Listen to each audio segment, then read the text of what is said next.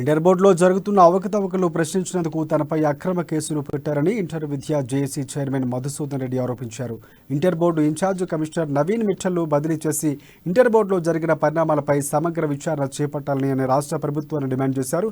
ఇక online valuation నిర్ణయంపై పునఃపరిశీలన చేయాలని తాను విజ్ఞప్తి చేస్తే తనను టార్గెట్ చేస్తూ ఓ ఐఏఎస్ స్థాయి అధికారి ఇలా వ్యవహరించడం సరైంది కాదన్నారు. గతంలో గ్లోబరీనా సంస్థల వల్ల విద్యార్థులు నష్టపోవడమే కాకుండా బోర్డుకు చెడ్డ పేరు కూడా వచ్చిందన్న విషయాన్ని ఆయన గుర్తు చేశారు.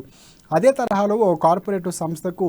ఆన్లైన్ వాల్యుయేషన్ టెండర్ను కేటాయించి విద్యార్థుల జీవితాలతో చెలగాటం ఆడుతున్నారని మధుసూదన్ రెడ్డి ఆరోపించారు. రాష్ట్ర ప్రభుత్వం ఈ విషయంలో జోక్యం చేసుకుని ఇంటర్ బోర్డును కాపాడాలని ఆయన కోరారు. వ్యక్తిగతంగా ఇంటర్మీడియట్ విద్యా మండలి సెక్రటరీగా ఇంటర్మీడియట్ కమిషనర్ గా బాధ్యతలు స్వీకరించిన తర్వాత నవీన్ మిట్టర్ గారి యొక్క ధోరణి అనేటటువంటిది పూర్తిగా ఇంటర్మీడియట్ విద్యా వ్యవస్థ పట్ల కొన్ని అవగాహన లేనటువంటి నిర్ణయాలు, కొన్ని తొందరపాటు నిర్ణయాలు, అదేవిధంగా వ్యవస్థలో ఉండేటటువంటి స్టేక్ హోల్డర్స్ ని ఏమాత్రం కూడా పరిగణలోకి తీసుకుంటూ అనాలోచితమైనటువంటి నిర్ణయాలు తీసుకున్నటువంటి దానివల్ల ఆ నిర్ణయాలను వ్యతిరేకించినటువంటి తరుణంలో కింది స్థాయిలో వచ్చినటువంటి నిబంధనలను దృష్టిలో ఉంచుకొని కింది స్థాయిలో అధ్యాపకులకు కళాశాల స్థాయిలో జిల్లా స్థాయిలో ఉన్నటువంటి ఇబ్బందులను దృష్టిలో పెట్టుకొని ఏవైతే విషయాన్ని ఆయన దృష్టికి తీసుకపోతే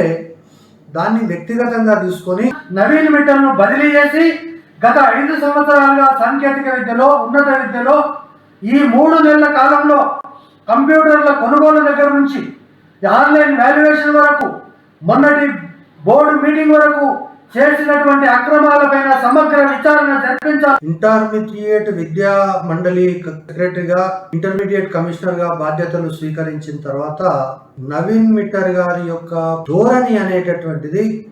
పూర్తిగా ఇంటర్మీడియట్ విద్యా వ్యవస్థ పట్ల కొన్ని అవగాహన లేనటువంటి నిర్ణయాలు, కొన్ని తొందరపాటు నిర్ణయాలు, అదేవిధంగా వ్యవస్థలో ఉండేటటువంటి స్టేక్ హోల్డర్స్ ని ఏమాత్రం కూడా పరిగణలోకి తీసుకుంటూ అనాలోచితమైనటువంటి